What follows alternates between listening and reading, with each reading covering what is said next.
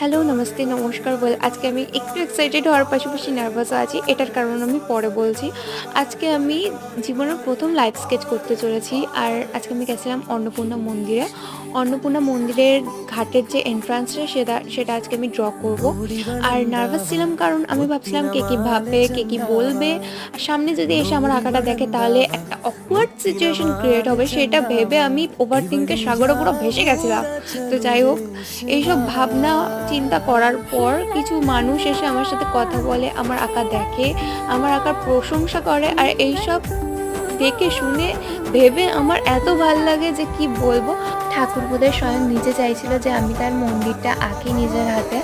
তাই আমাকে একজন বলছিল যে তুমি যদি আমাদের মন্দিরটা আঁকো তাহলে আমরা সেটা অফিস করে টাঙাবো। আর আমি বললাম ঠিক আছে, পরে একদিন আমি নিশ্চয়ই এই মন্দিরটা আঁকবো নিজের হাতে। ওকে, বাই, নেক্সট ভিডিওতে দেখা হচ্ছে।